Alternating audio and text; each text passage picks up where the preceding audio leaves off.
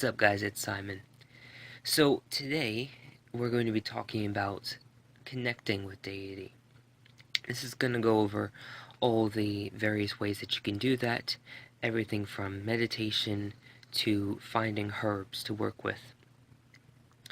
And so I'm going to go over my examples of how I connect with Deity, and then you use it for inspiration on how you feel, whatever works for you. Use it to try and find your deity, or connect with a generic form of deity, and then maybe expand upon that. So, without further ado, let's get started.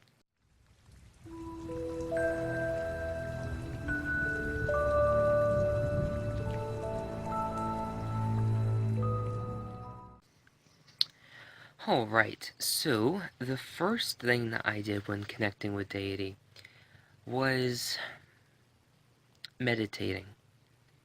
Actually, the first thing I did, because I left an Abrahamic belief system, you're kind of used to following some sort of rules, even if you're a rebel, or if you're, obviously changing paths because you don't believe in the Abrahamic faith. You're so conditioned to have at least, very strict guidelines and parameters to live by. So, obviously, I looked some stuff up and I tried it out. I was finding more and more and more that everyone was saying, do what feels right to you. And so I kind of ran with that. I'm trying to remember who I started off with. Well, when I first started the path, I was actually Wiccan. If you watched my last video, Proper Greeting, then you know about the Tiptoe Chick situation. And very influential. You may hear about her often, especially since I wanted to kind of, well, I'm not going to talk about here, I don't want to ramble, but, yeah, so what I started off was meditating. Well, after the research, I did some meditation, and, having a male and female deity made sense to me, so I decided that that's something I wanted to make a staple in my practice. When I first started, the deities I worked with were Cernunnos and Arianrod. And I always felt Cernunnos, so that was immediate, even before I really decided to be dedicated, or rather focus and driven on learning. As I was saying, before I decided to get dedicated, or rather stay focused and learn and experience the pagan path, I just kind of had Cernunnos, and I knew I had some sort of moon goddess. I was kind of struggling because some people were saying it's a spring or May goddess, which was his consort, but I really wanted a moon goddess. So that's the first thing you have to do. Are you going to follow what websites and books and individuals say, or are you going to, walk to the beat of your own drum, so to speak? Either way is fine. I do not judge. But that is one of the first things you need to have down pat before you start trying to connect externally. I really like to work off the 16 goals of a true witch. And the first one is know thyself. That's very important. You have to know yourself before you can interact with anyone, at least successfully and happily. So, like I said, I came to an understanding that I wanted a masculine and a feminine, and I did agree with the horned god and all of that. So I was working with Cernunnos and Arianrod, and the ways that I connected with that was during the full moon. I would, do my esbots. I would do moon baths, so I would put my stuff out there, any oils, any stones, crystals, and stuff like that. And sometimes I'd use the stones and crystals to meditate with, since it had that moon energy. Another thing I did in regards to Cernunnos was, with Cernunnos it was mostly meditation. but when I could go to the woods, I would connect to him through the woods as well. Trying to figure out what else did I do. I did a lot of meditation in the beginning of my path because, I was still learning. Then after some time, I realized that Wicca was not right for me. I didn't believe in... I don't want to say I didn't believe in the threefold law, but I kind of didn't. I believe in the threefold law in a different way. If you've watched my the Wiccan Read Explained video, then you probably know what I'm talking about. And if I remember, I'll try and link these videos in the description box, so that way you can pause this, watch those, and then come back and know what it is I'm talking about. But, like I said, I didn't resonate with Wicca anymore. It seemed a little restricting. And that was one of the reasons why I left Christianity, is because it felt restricting.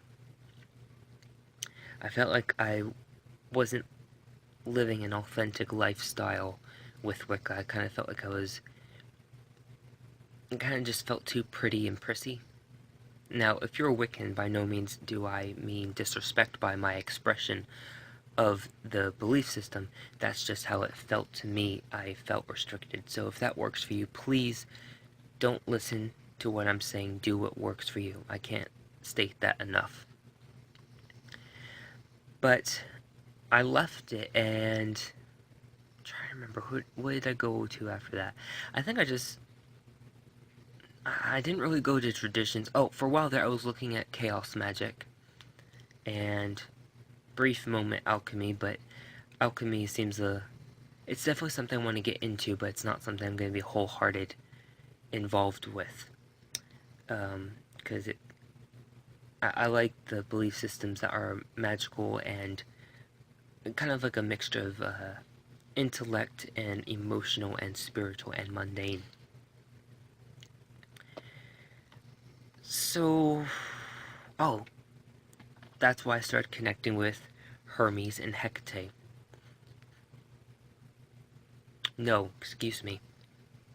Before then, I found that I wanted to work with Dagda and Danu. And I kind of see them... It's slightly different than how you'll read about them. It's, still primordial and primal mother and father, but I kind of see the sun and the moon as their physical representations, so to speak. So Dagda being the sun and Danu being the moon. And so I kind of took on what I was doing with Arian Rod, and I would talk to the full moon. And actually, I would talk to all of the phases of the moon. For example, when I was looking for my athame,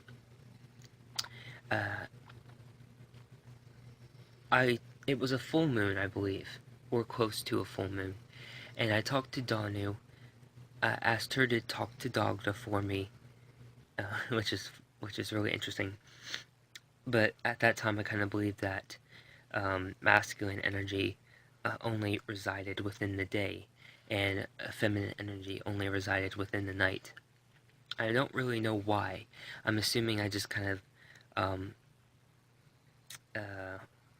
took too wholeheartedly with the whole sun and moon thing, that I kind of just started segregating them instead of understanding and realizing that they were intertwined.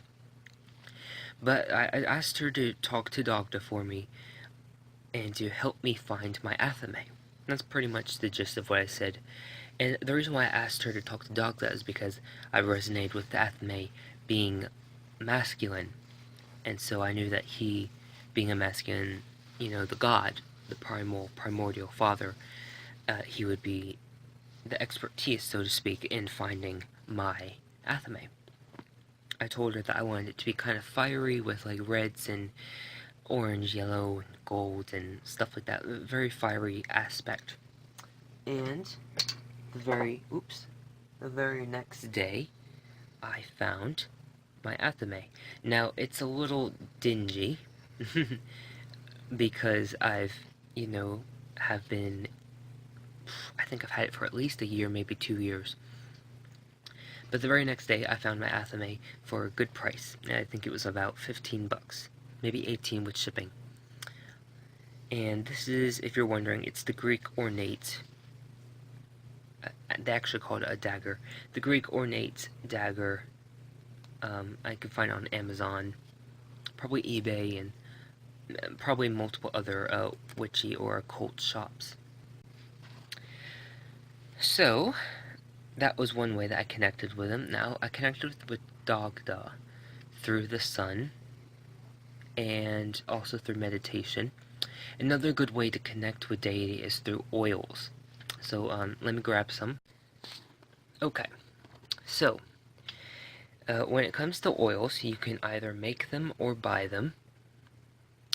And a great place that I recommend buying oils, especially if you don't have a lot of space to store them, is a Natural Magic Shop. Well, it's going to be backwards, but Natural Magic Shop makes deity oils, makes, what should you call them?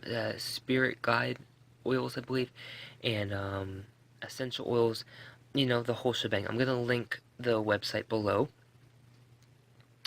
And but this is a bast oil, and it smells really good. She uses dark moon, full moon, new moon, days of the week, planets, and all that stuff. She does lots of research on what herbs to use, and you know, she really knows her shit. So if you can't, or you don't know how to make an oil yet, you're not that far in your practice where you know your deity enough to what herbs they like, you can buy oils from Natural Magic Shop or anywhere, but I just really recommend Natural Magic Shop. And you get these really awesome bottles too. I hope it's showing up. So you see that arch? It's kind of like a rainbow arch. That's what a lot of the deity oils and spirit guide oils come in. And so I actually, Bast is the goddess that I use when I'm working with my familiar on her birthday. We do this annual ritual, and I kind of just use Bast to kind of protect and work with my familiar. Kind of, it's since she's a cat and she's a female cat, Bast is a really good option. Even if she was male, it's still good. But as regards to Dagda and Danu, I made my own oils out of these Dollar Tree bottles. I just took herbs that resonated with me and what I thought of as deity, and I put them on here. And then you can use crystals both in your oils to act as kind of like a mixing bead, and also as a means of keeping your oil charged. And you can also work with crystal pendants. I like to charge this under the full sun, and then whenever I want to bring about some masculinity, I wear it. And sometimes I'll also anoint it with the oil, and I'll anoint myself with the oil. Oh, another good thing that you can do is work with invocations or charges. I have a charge of the god and a charge of the goddess, and I will anoint myself with this oil and wear the pendant, and I'll sometimes say the charge of the god. And I'll do the same thing with this one. It's a moonstone pendant. That was a sunstone, and actually I think this is peach moonstone, well, I just know it's moonstone. And I made this oil, and I'll use the charge of the goddess sometimes. Like I said, you can use crystals in tumblestone, raw format, pendants, rings, earrings, necklaces. Well, that'd be the same as a pendant, but I'm trying to think what else. Oh, crystal chips. There's lots of those. I use a lot of the crystal chips for my oils.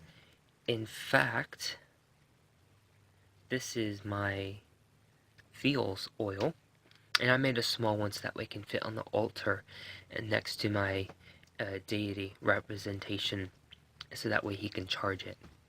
And so there's crystals in here, and let's see if I can open it and smell it. trying to remember what's in there. I know cedarwood is, which is another thing you can do is work with herbs. You can look if you have a certain deity in mind, or maybe I don't know, if you have images of white horses. As I was saying, if you have images of white horses, maybe that's a depiction of Epona or Rhiannon.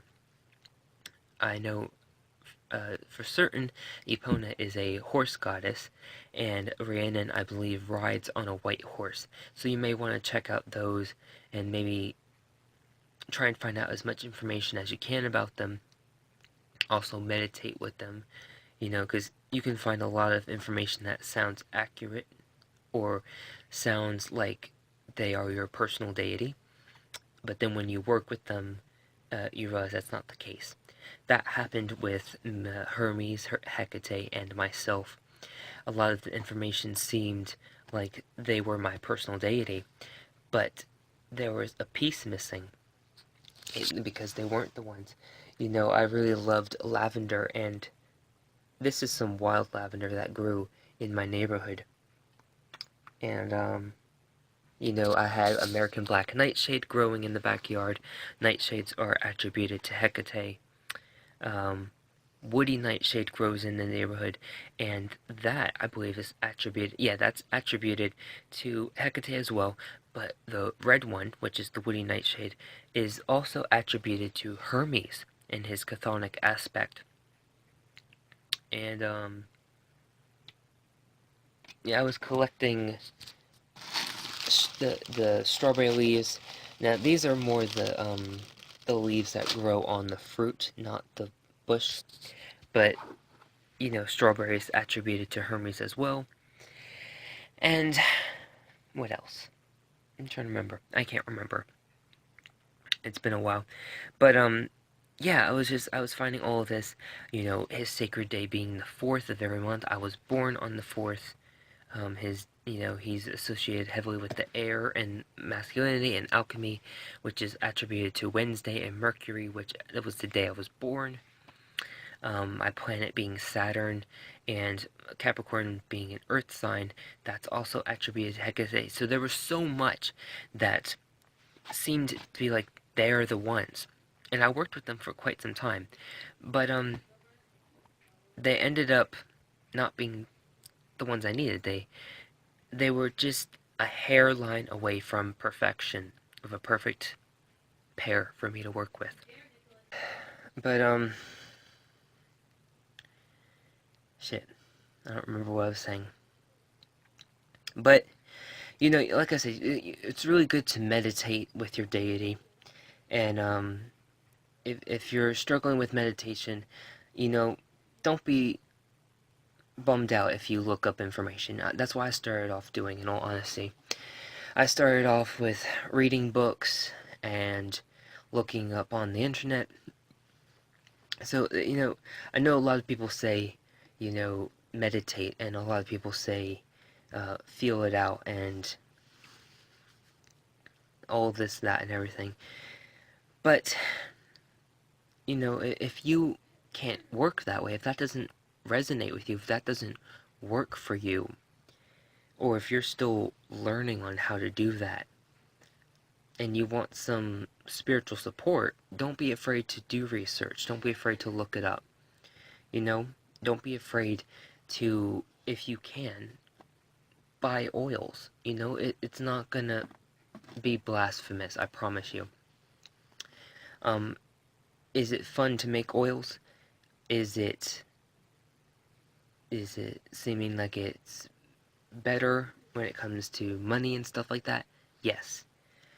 But maybe you can't find the herbs you want or need, or maybe I don't know, you don't have the place to make big bottles or something like that, or I don't know, there could be a multitude of reasons of why you can't do something. That doesn't mean that you can't practice. It just means you can't do that certain thing that specific way.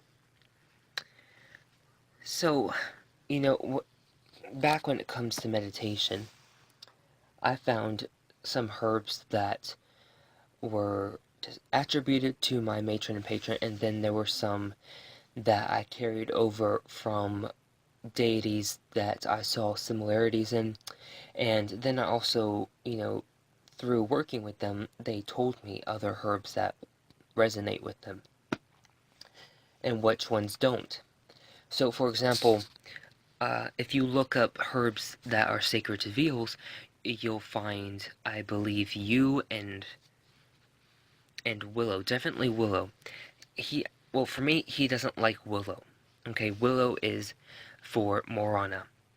Okay, and if you've trying to remember which video it was. I think it was the matron patron one. But I mentioned somewhere in a video about how Morana has a triple form and he has a triple form, and his is Apollo, Cernunnos, and Hermes, and hers is Brigid, Ceres, and Hecate. So a lot of the herbs, if you have a deity that you're having problems finding herbs for, try and see if you can find similarities with other deities, and then look up those herbs. And, you can try that.